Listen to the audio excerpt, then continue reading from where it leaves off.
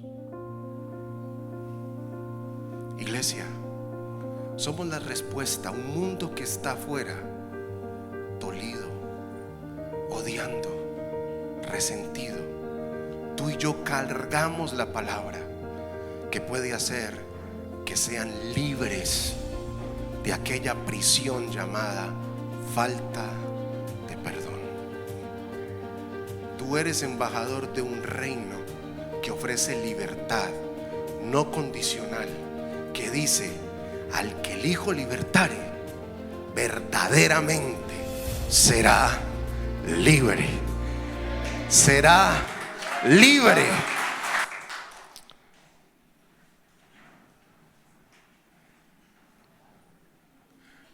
Bueno, estamos nosotros aquí en este mes trabajando el tema crecimiento explosivo. ¿Cómo se llama?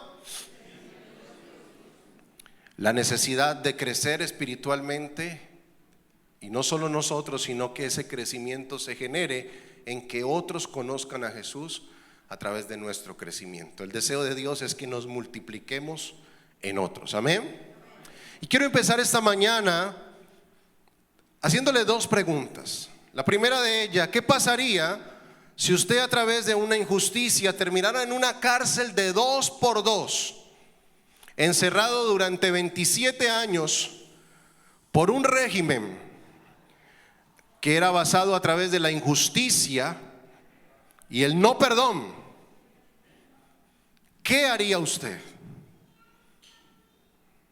Ahora que ya lo pensó, ¿qué haría usted si después de estar en esa cárcel, usted tiene la oportunidad de salir de esa cárcel y tener en sus manos a toda esa gente y poder ejecutar cualquier tipo de acción contra ellos? ¿Usted qué haría?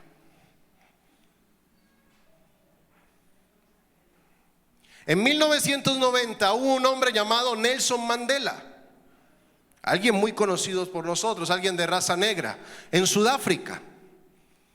Y en 1990 este hombre estuvo en aquella cárcel de 2x2, 27 años encerrado por un régimen llamado apartheid. Fue separado de su familia, humillado por los carceleros, olvidado por muchos. El mundo esperaba que saliera como un hombre consumido por la rabia, por el odio, y que acabara con toda la gente que le había hecho mal. Pero cuenta la historia que cuando él estaba saliendo de la cárcel, él pronunció las siguientes palabras que vinieron a su mente: al salir por la puerta hacia mi libertad, supe que si no dejaba atrás mi amargura y odio, seguiría siendo un prisionero. En 1994, Nelson Mandela se convirtió en el presidente de la República de Sudáfrica, y ahora tenía en sus manos ejecutar lo malo o lo bueno. Y aquel hombre fue elegido como el presidente, pero no usó su posición para castigar, sino que al contrario, usó su posición para reconciliar. En vez de juicio propuso perdón. En lugar de represalias ofreció verdad, diálogo, restauración. Así nació en Sudáfrica la Comisión de la Verdad y la Justicia y la Reconciliación, donde víctimas y verdugos se miraban a los ojos, muchas veces se abrazaban. No fue aquel un acto político, fue un acto espiritual, porque un hombre herido decidió representar algo más grande que su dolor. La historia de Mandela es el reflejo de nuestro Dios para este siglo. Un mundo herido, lleno de odio y de amargura, necesita a alguien que se pare a reconciliar ambas partes, el cielo y la tierra, y eso lo logró nuestro Señor Jesucristo. Pero nos dice a través de 2 de Corintios 5:19 que Él nos reconcilió juntamente con Cristo, pero ahora nos hizo embajadores del reino, y grita por medio de nosotros: reconciliaos con Dios. Y permítame esta mañana llevarlo a algunas verdades fundamentales acerca de esto. Pero primero vamos a leer nuestro texto en 2 de Corintios, capítulo 5, del 19 al 20. Y dice la escritura que Dios estaba en Cristo reconciliando consigo al mundo, no tomándole a los hombres en cuenta sus pecados. Y nos encargó a nosotros las palabras de la reconciliación, la palabra de la reconciliación. Así que somos embajadores en nombre de Cristo, como si Dios rogase por medio de nosotros. Os rogamos en nombre de Cristo, regocijaos con Dios. Porque la reconciliación no consiste solo en perdonar el pasado, sino en reconciliar el pasado, sanarlo y restaurarlo para dar un futuro mejor. La reconciliación no solo conserva el pasado y lo restaura, sino que crea un futuro mejor. Digan conmigo, un futuro mejor. Es mejor la reconciliación que el mejor de los divorcios. Es mejor la reconciliación que la mejor de las peleas. Haces más cuando una reconciliación la ejecutas a medias que cuando sigues convirtiendo tu corazón en un método de pelea, en un método de contienda, en dividir. Es mejor reconciliar. Por eso Dios se puso la camiseta por la humanidad y se presentó frente a nosotros, y ahora a través de nosotros grita: reconcíliense con Dios. Ese es nuestro buen Dios. Y Dios dio a sus hijos el ministerio sacerdotal. El ministerio sacerdotal de creyente se basa en no solo resolver el pasado, sino en construir una relación viva con Jesús. Podríamos decir como primer punto, en las tres verdades que quiero compartir hoy, el sacerdocio del creyente se basa en que Dios es reconciliador. Ese sería nuestro primer punto. El segundo, cada creyente es un sacerdote en nombre de Jesucristo. Ese es el ministerio del creyente. Y el tercero, el creyente es la continuación del sacerdocio de Cristo. Permítame comenzar a compartirle aquel primer punto que nos dice que el sacerdocio del creyente se basa en que Dios es un Dios reconciliador. ¿Cómo es? Digan conmigo, Dios es un Dios reconciliador. Y la escritura arranca diciendo que Dios estaba en Cristo. ¿En dónde estaba? Eso nos da lumbre, nos da toda la luz del texto, porque nos está diciendo que Dios estaba tomando la iniciativa. Ay, ay, ay. Quiere decir que el más mínimo ánimo del hombre por restaurar algo es la propia iniciativa de Dios. Porque resolver el problema no lo resolvió el hombre, lo resolvió Dios. Él se dio a sí mismo. Digan conmigo, Dios toma la iniciativa. Lo segundo, Dios es un Dios creativo. Es un Dios que crea oportunidades, momentos, desiertos, situaciones para encontrarse con nosotros. No, voy a volver a repetir eso. Dios es un Dios creativo porque crea a través de las circunstancias del hombre, sus desiertos, sus fallas, sus problemas, momentos para encontrarse con Él. Y lo tercero, la reconciliación se personificó. Dios no mandó palabras, Dios lo hizo Él mismo. Eso es lo que hace a Jesús tan veraz. Él dijo: yo voy, yo lo hago, yo muero por ellos. Él se personificó. Digan conmigo, se personificó la reconciliación.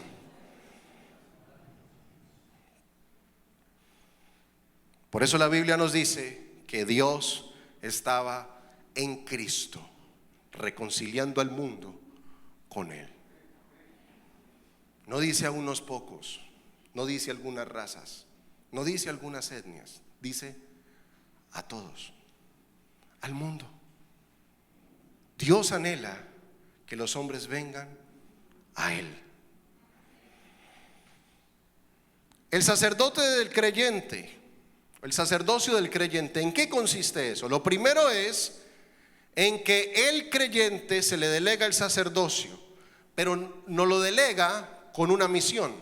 Y dice, nos encarga la palabra de reconciliación. Digan conmigo, la palabra.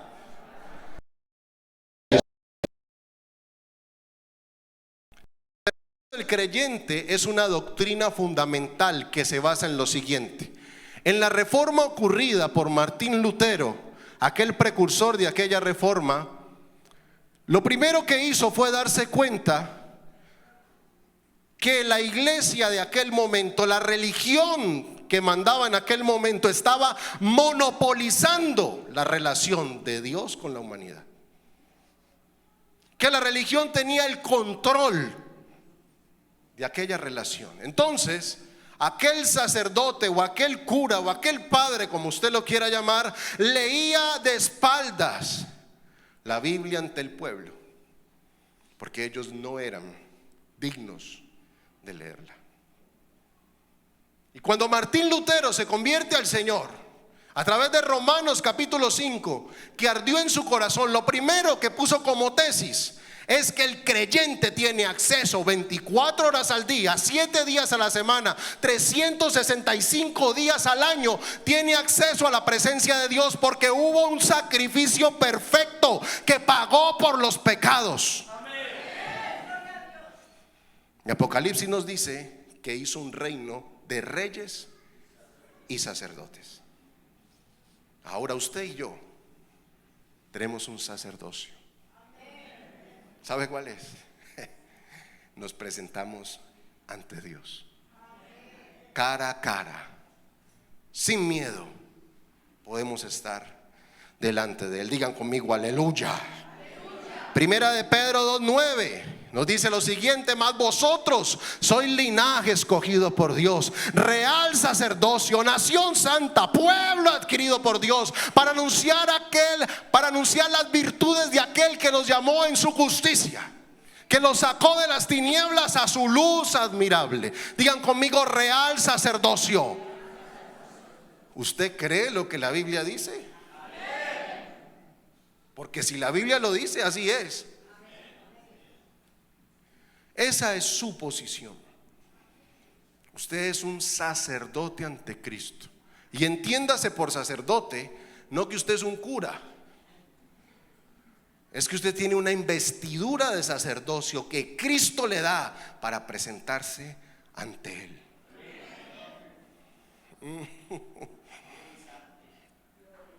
Implicaciones teológicas. La primera, tenemos acceso directo ante Dios. No es necesario un sacerdote humano, ninguna figura humana para interceder ante Dios. Dos, responsabilidad personal. Cada creyente tiene la responsabilidad de orar y estudiar la palabra y vivir en obediencia. Tres, servicio y ministerio. Todos los cristianos están llamados a ministrar de alguna manera. No solo los pastores, no solo los líderes, todos. Mire al que tiene al lado y dígale, eso es con vos, ve. Dígale así en caleño, eso es con vos, ve.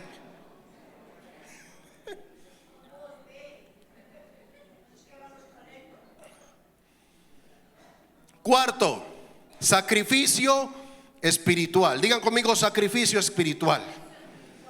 Los creyentes ofrecen sacrificios espirituales, como lo son la alabanza, la oración, las buenas obras. Vamos por un momento a Hebreos 13, del 15 al 16. Cuando estén allí me dicen amén.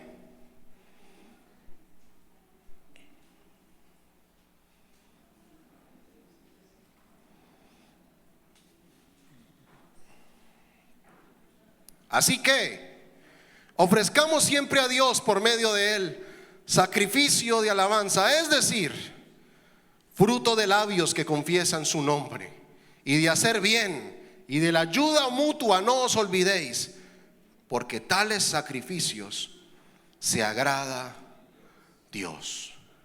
El sacerdocio del creyente afirma que cada cristiano puede acercarse a Dios, a orar, a leer la escritura, a servir a los demás sin depender de una figura sacerdotal humana. Esta doctrina empodera a los fieles y resalta la dignidad y el llamado de cada persona en la vida cristiana. Se lo voy a resumir. Dios mismo, Jesús, descentraliza la fe, porque desde la antigüedad centralizaron la fe en un hombre. Y cuando Jesús aparece, descentraliza la fe y le dice a todos: ya no es necesario un hombre, ahora accedan todos. Ay, ay, ay. 2.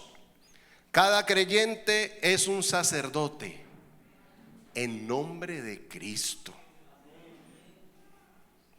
Otra vez.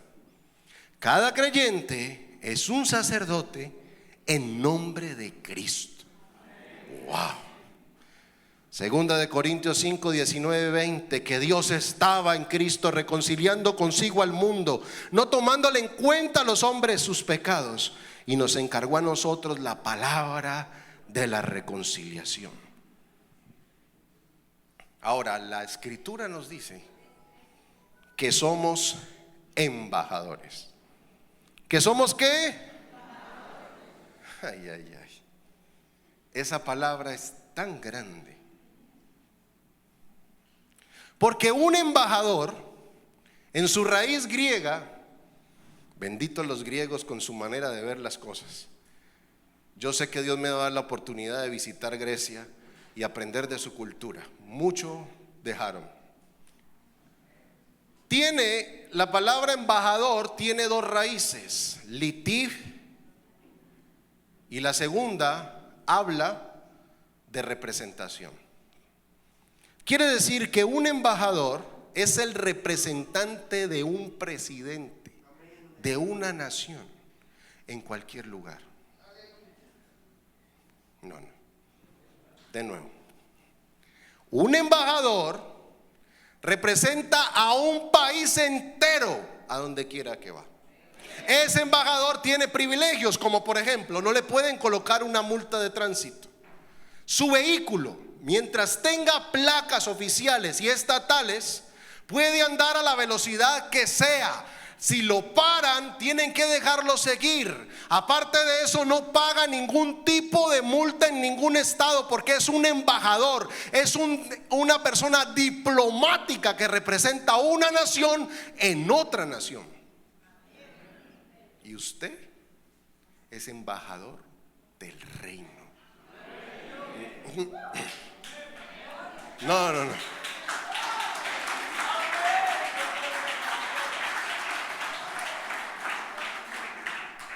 Me toca repetírselo por la escritura. Así que somos embajadores en nombre de Cristo, como si Dios rogase por medio de nosotros. Os rogamos en nombre de Jesús, reconciliaos con Dios.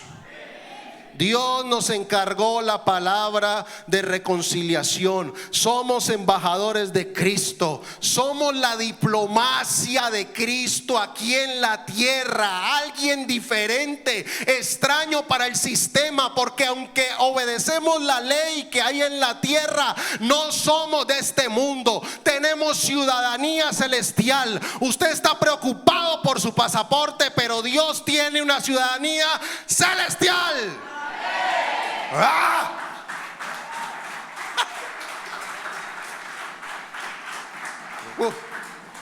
Ahora sí se me metió el pentecostal.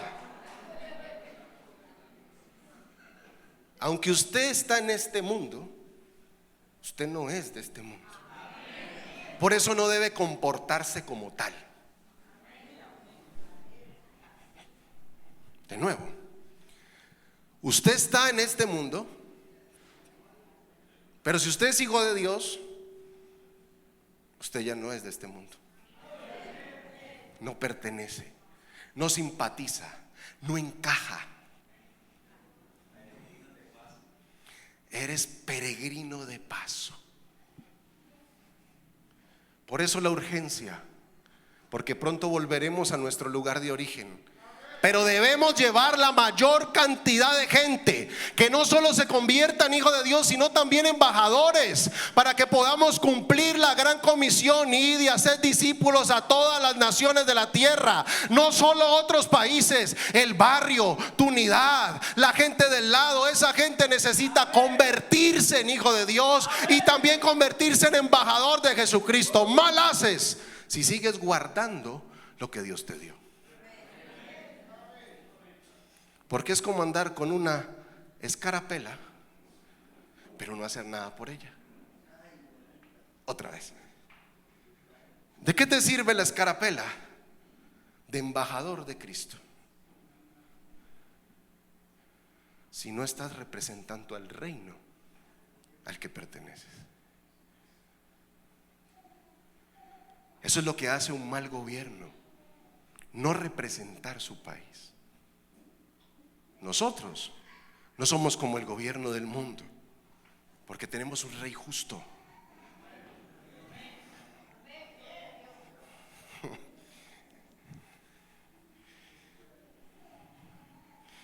Como dijo un buen predicador, ¿sigo o paro?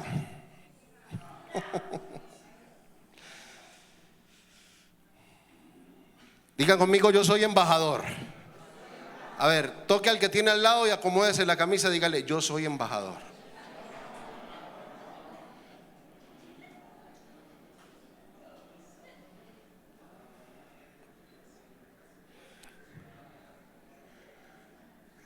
El creyente es la continuación del sacerdocio de Cristo aquí en la tierra. Eso hace referencia al texto diciendo el clamor de Dios, como si Dios rogase por medio de nosotros. El sacerdocio de Dios es indispensable, porque el sacerdocio Dios lo entregó en el Edén. ¿En dónde lo entregó? Hay un sacerdocio que es el sacerdocio de los padres. No sé si recuerdan a Job, que ofrecía una ofrenda por cada uno de sus hijos por si se equivocaban. El sacerdocio de Israel, la Pascua, la consagración. Pero aquí le voy a poner la cereza al pastel y nos paramos a orar, porque esto está que revienta. Aquí le va. Antes necesitábamos a un sacerdote que se presentara ante Dios y que llevara nuestras ofrendas, y las ofrendas eran de sangre. Tenía que haber un santuario o un tabernáculo. ¿Claros allí? Se presentaba el sacerdote, ese representaba a todo el pueblo. ¿Sí lo recuerdan? Mataban un animal y llegaban con la sangre, ¿verdad?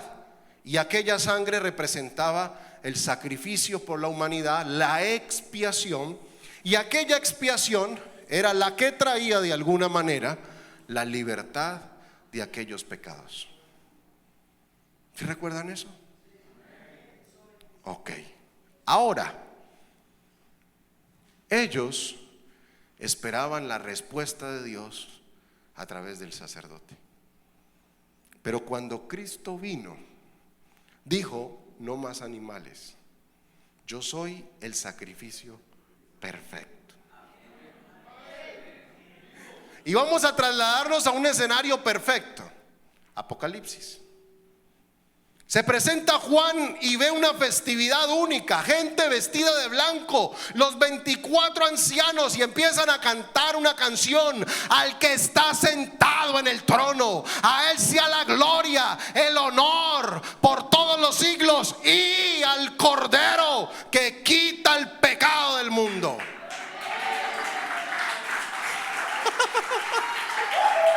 Dios estaba con Cristo, en Cristo. Ay, ay, ay.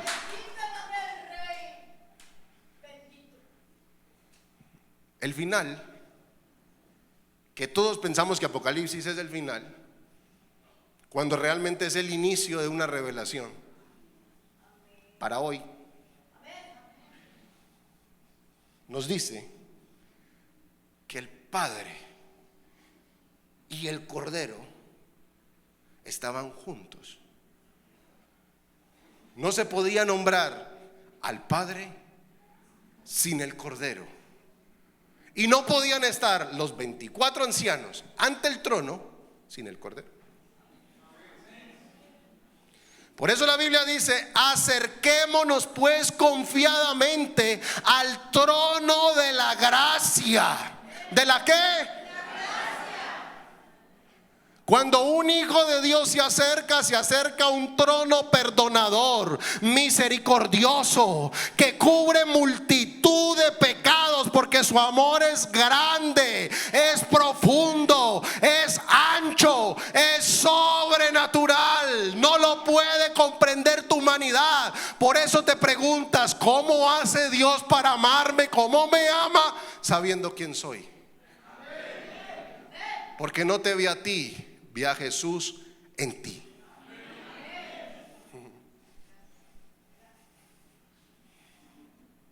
Póngamele un telón que esto se puso bueno.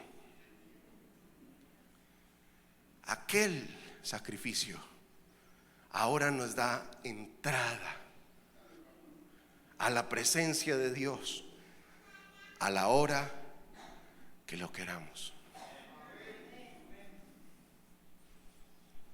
Por eso el salmista dice: ¿cuándo vendré y me presentaré delante de mi Dios?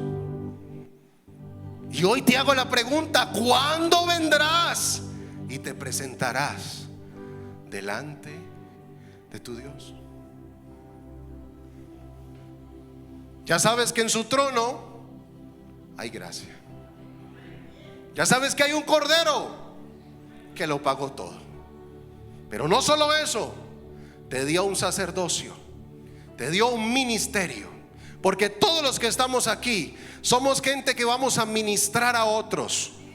Porque usted, bájemele un momentico al telón, bájemele porque está como muy emotivo y me da como sueño. Ahí les va. Muele cuidado. El embajador le dan autoridad, ¿verdad? Autoridad diplomática del reino. Con toda razón, Jesús aparece frente a sus discípulos y les dice: muchachos, lo logré. Toda autoridad me es dada en el cielo, en la tierra y debajo de la tierra. Así que vayan, y a todos los que creen en mi nombre impondrán las manos sobre los enfermos y estos sanarán. Echarán fuera demonios en mi nombre. Esa es la autoridad delegada para sus embajadores. Ay.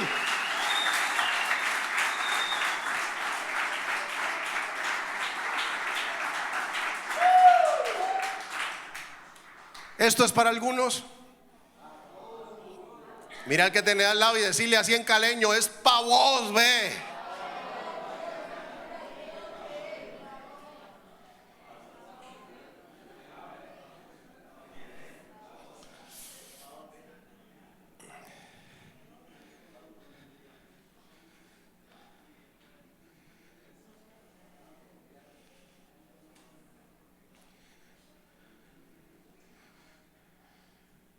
En Ruanda, Sudáfrica también, hubo un conflicto en el que murieron 800,000 personas. 800,000. Esas 800,000 personas fueron asesinadas en 100 días.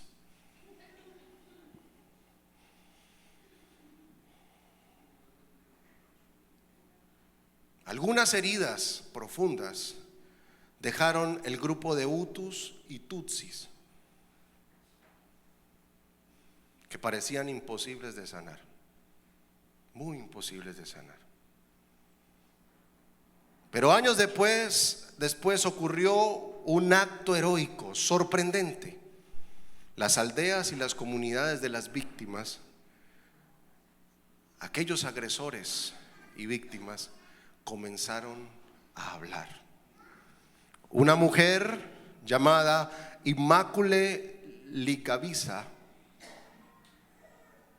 perdió casi toda su familia. Pero un día se encontró frente a frente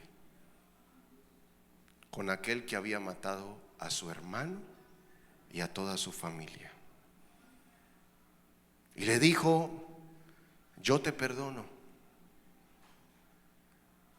no porque de mí te merezcas el perdón, sino porque Dios me perdonó y me enseñó a reconciliarme.